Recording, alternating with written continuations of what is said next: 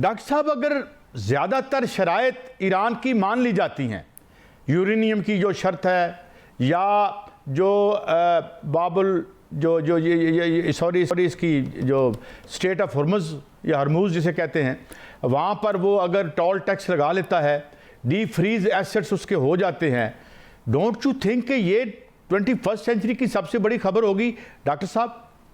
काजी साहब, मैं आपकी पहली जो आपने बात की थी ना कि ये जो शाहराहें बन रही हैं, जो रूट्स बन रहे हैं, यहाँ से क्या जाएगा, मैं उस पर थोड़ी सी बात आपसे करके और फिर मैं दूसरी बात पे आता हूँ। जी जी।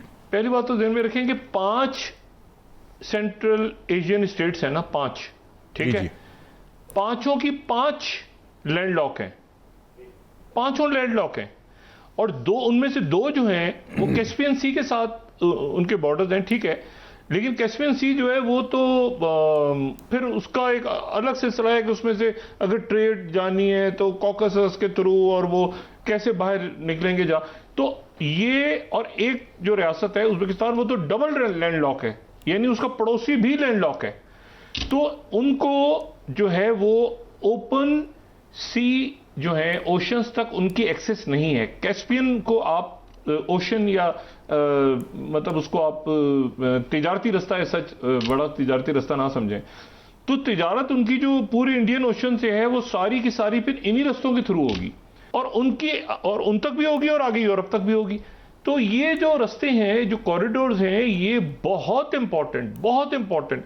और जब हम ये तिजारती रास्ते नहीं है, यहाँ से गैस भी है, यहाँ से जो है वो एक तरह से आप समझे फिर स्ट्रेटेजिक पार्टनरशिप भी हमारी सबके साथ हो रही है, तो बहुत बड़ा इस रीजन में ब्लॉक बनने जा रहा है। तो उसको अगर आप सेंट्रल एशिया के नॉर्थ की तरफ देखें तो सेंट्रल एशिया है, अगर आप उसको वेस्ट की तरफ देखें तो आप देखें हम कहाँ तक, सोमालिया तक और आगे सूडान तक और वहां तक पहुंचे हुए हैं।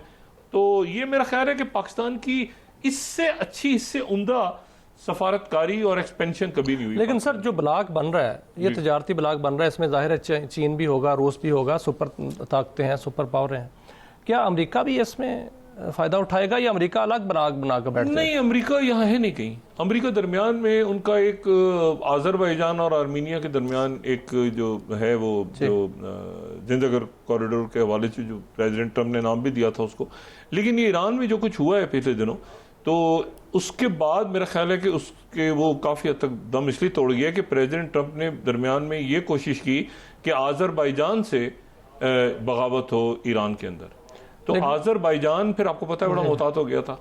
लेकिन सर अगर ऐसा हो जाता है तो पेट्रो डॉलर तो फिर गया नहीं, पेट्रो डॉलर तो वैसे फारिग हो गया ना, पेट्रो डॉलर एकदम से तो नहीं जाएगा, लेकिन आहिस्ता आहिस्ता आप देखें ना कि लोगों ने, किसी ने क्रिप्टो में पे करना शुरू कर दिया है, किसी ने दूसरी करेंसीज में पे करना शुरू कर दिया है। ये सैंक्शंस दुनिया के 30 मुल्कों में सैंक्शंस हैं, बशमूल North Korea, Iran, Russia, Cuba पे 66 साल से हैं जी। तो मुझे बताएंगे और लोग उनकी जिंदा नहीं है, उनकी जिंदगी नहीं। लेकिन सर ये तो ब्लॉक बन गया, अमेरिका जो है वो भी अलग है, साइड पे है, पेट्रो डॉलर भी आहिस्ता आहिस्ता टूट जाएगा, उसकी जो है वो मिथ टूट रही है। एक और हमारा पड़ोसी है, उसका क्या बनेगा जो दुश्मनी में मरे जा रहा है, जो भारत है? उन्होंने चाइनीज करेंसी में पे की है, इंडिया ने चाइनीज करेंसी में ऑयल खरीदा है ईरान से। अच्छा। ईरान ने कंडीशन रखी हुई थी कि चाइनीज करेंसी पे करेंगे हमें, तो चाइनीज करेंसी उन्होंने चाइनीज करेंसी में पे की है। ये भी तो आप देखें ना कितना एक वक्त का जुल्म है कि इंडिया ने चाइनीज करेंसी में पे किया है उनको ऑयल लेने के लिए टैंकर, यानी तौबा ताइब हो गया, यानी कि इंडिया नहीं, तो मतलब है कि वो असल ये होता है सारा कि गलत जगह पे जो है ना, गलत जगहों पे वो चले गए। जैसे आईमैक बनाएंगे हम इसराइल के साथ मिलकर, हैफा तक जाएगा आईमैक, बेल्ट एंड रोड को खत्म करके। ब्रिक्स के अंदर इस वक्त सबसे बड़ा जो इशू है वो आई का है सर, ब्रिक्स में जी, ब्राजील, रशिया, चाइना, जो सारे इंडिया, और तो उसमें आई का इशू है कि इंडिया कहीं फिट नहीं हो रहा, आई कहीं फिट नहीं हो रहा ब्रिक्स में। इसी तरह से, और आप देखें इस साल सदारत ब्रिक्स की जो है वो उनके पास है, जो इंडिया है उनके पास है, लेकिन वहाँ शी जिनपिंग नहीं आ सकता। इसी तरह से क्वाड इधर गया, जी बिल्कुल, एक क्वाड बना था बीच में, फिर I2U2 बना था बीच में, आपको याद होगा I2U2, ये सारे इस किस्म के अलायंसेस, तो वो सारे दम तोड़ गए, तो खत्म हो गए। ब्रिक्स पे मैं आपसे रहनुमाई लूँगा बाकायदा, अभी मैं सवाल करता हूँ। लेकिन अभी जो काजी साहब ने बात की थी, और काजी साहब ने बात की यूरेनियम अफसूदगी की, क्योंकि जो अमन मुआहिदा है जो होना है उसमें रुकावटें 3 हैं। एक यूरेनियम का मामला है, आबना हरमुज का मामला है, और तीसरा नेतन्याहू की तखरीबकारी का मामला है, जो कि हो सकता है। अब यूरेनियम की बात आपने की कि कोई एक कमेटी बन सकती है, कोई उस मामला जो है वो इस तरह हल हो सकता है।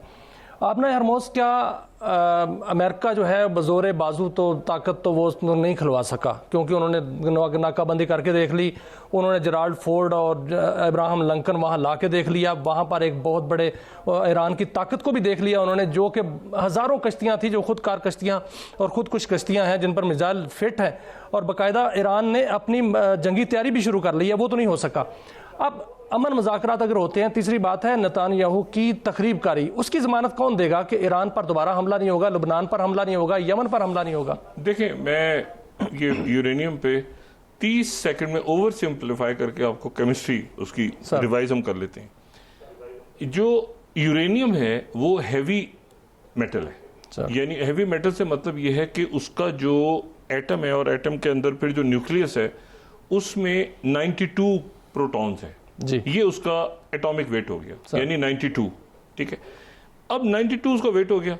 अब जो 92 है आगे उसकी 3 टाइप्स हैं सर, 3 टाइप्स हैं, 238, 235, 234, ये आइसोटोप्स हैं सर। ठीक है, जो 238 है वो 99.9% यूरेनियम है तकरीबन, लेकिन वो बेकार है। एक पत्थर है जी जी जी, जी आपके पास, एक ऐसे येलो केक जो एक आपके पास है, उसमें जो 99% है वो 238 है और वो बेकार है। जो असल काम की चीज है, अच्छा 234 फारिग है, जो असल है वो है कुछ 7% के करीब या 0.7% के करीब, और वो है 235। यानी ईरान के पास 450 किलो जो है वो है नहीं, 235 को आपने वो पूरा जो एक पत्थर है, ये आप सादा अल्फाज में समझ रहा हूँ, 235 को आपने 238 जो बहुत ज्यादा है और 234 जो कि बेकार है, उससे दरमियान में से निकालना है। बिल्कुल सही। उसको निकालने के लिए आपको तेजी के साथ स्पिन करना है। जी जी, वो जो स्पिन करना है आपने तेजी के साथ स्पिन करते करते करते, उसमें ये है कि वो 235 साइड पे हो जाती है, 238 अलग हो जाती है, उसको कहते हैं सेंट्रीफ्यूज। सर सादा ये हो गया सेंट्रीफ्यूज के, जिसमें आपने 235 को अलग कर लिया। बिल्कुल सही। अब 235 से खूबी किया है कि 235 के ऊपर जब इलेक्ट्रॉन हिट करेगा तो वो स्प्लिट होगा, और स्प्लिट जब होगा तो एनर्जी पैदा होगी, वो एनर्जी पैदा होगी जो कि वो आगे से फिर चेन रिएक्शन शुरू हो जाएगा। फिर जो एक होगा वो आगे टकराएगा, फिर 2 होंगे, फिर 2 से 3 4 5 वो टूटते चले जाएंगे, और उसके नतीजे में जो है वो एनर्जी पैदा होगी।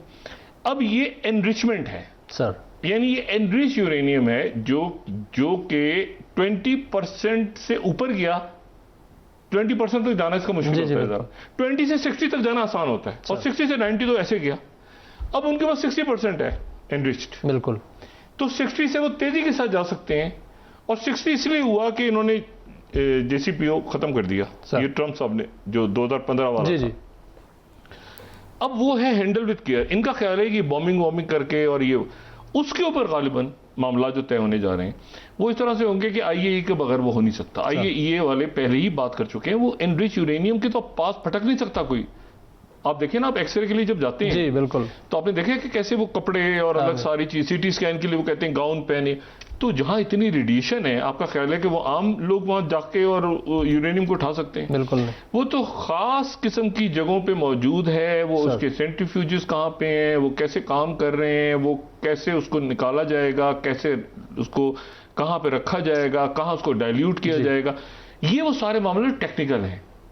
ये बात तो ईरान कह चुका ना कि हम न्यूक्लियर वेपन नहीं बना रहे, लेकिन आप जो न्यूक्लियर एनर्जी है आज की दुनिया में, जो आप कहते हैं कि जी हमें ग्रीन एनर्जी चाहिए, तो वो कहां से लाएंगे आप? वो तो न्यूक्लियर से इस्तेमाल होती है। न्यूक्लियर प्लांट्स तो हर जगह लगे होते हैं, पाकिस्तान भी हर जगह, जो कि आप बिजली के लिए इस्तेमाल करते हैं। तो मस इशू ये है सारा कि वो उसके ऊपर ईरान तैयार हो जाएगा। एक बात बड़ी इंपॉर्टेंट है, एक इन 4-5 जो हम बातें सुन रहे हैं, आबना हुर्मुज़, जी जी जी जी बिल्कुल, क्या क्या सुन रहे हैं, गिनवाएं आप जरा। आबना हुर्मुज़ सुन रहे हैं, यूरेनियम सुन रहे हैं, मिसाइल प्रोग्राम सुन रहे हैं। मिसाइल अलग हो गया, हाँ, अब मिसाइल पे बात नहीं हो रही। अच्छा, पाबंदियां सुन रहे नहीं, हैं। मिसाइल पाबंदियां हो रही हैं, पाबंदियां हाँ, खत्म होंगी। और जो मिसाइल उनके लिए मिसाइल असासे उनके हैं। लिए जो है ना, मिसाइल वो उनका एसेट रहेगा। वो मिसाइल जो है, नहीं, वो रेंज पे बात कर रहे हैं ना वो सर। कह रहे हैं 2000 से आगे नहीं जाएगा, उस तक आगे नहीं जाएगा, वो ठीक है, वो होता रहेगा, लेकिन मिसाइल प्रोग्राम तो उनकी डिफरेंस है। आप देखें, उन्होंने एसिमेट्रिक वॉरफेयर में मिसाइल प्रोग्राम्स के तहत उन्होंने न्यूक्लियर बगैर एक गोली चलाए, बगैर सामने आए, बगैर कोई बात किए, चाइना ने 3 जंगें जीती हैं। एक पाकिस्तान इंडिया, ठीक है, चाइना मौजूद था, जज्बा था, कौम लड़ी पाकिस्तान की बहुत जबरदस्त, लेकिन टेक्नोलॉजी, ये बात पहले भी प्रोग्राम में हो चुकी है कि जो लोग आगे, टेक्नोलॉजी हर एक के पास होती है, लेकिन जो यूज करता है उसके अंदर दम होना चाहिए, उसके अंदर भी बड़ी हिम्मत होनी चाहिए जो इस्तेमाल कर रहा है। ठीक है, मशीन को, जो टेक्नोलॉजी को यूज करे, तो पाकिस्तान के पास टेक्नोलॉजी थी, पाकिस्तान ने रगड़ा लगा दिया भारत का। उसके बाद दूसरी जो जंग जिसमें चाइना के हमें बाकायदा प्रिंट्स नजर आते हैं, फुटप्रिंट्स, वो ईरान की जंग है, ईरान और इसराइल और अमेरिका। और तीसरी यूक्रेन की जंग, जहां नॉर्थ कोरिया के लोग आके लड़े हैं, नॉर्थ कोरिया के लोग आके बिल्कुल ऐसा लड़े हैं फ्रंट्स पे। तो ये आप जरा लार्जर पिक्चर में देखें ना, तो इसको थर थर कांप रहे हैं जापान के और जापानीज और फिलीपीन के लोग, और वो जो जितने भी इत्तेहादी अमेरिका के, कि ये हमारा तो सत्यानाश हो गया। यानी उधर यूरोप रुल गया, इधर खलीजी ममालिक रुल गए। अब मुझे बताएं, वो आसियान और उधर ताइवान और जापान और कोरिया क्या बेचते हैं? वो सारे चाइना की तरफ रुजू कर रहे हैं, और यूरोप पूरा जा रहा है चाइना की तरफ। तो और ये आपने आज देख ही लिया कि वो अमेरिका से जब डॉलर्स वापस लेके और युआन की तरफ जा रहे हैं, तो ये तेज हो गया प्रोसेस मेरे ख्याल से।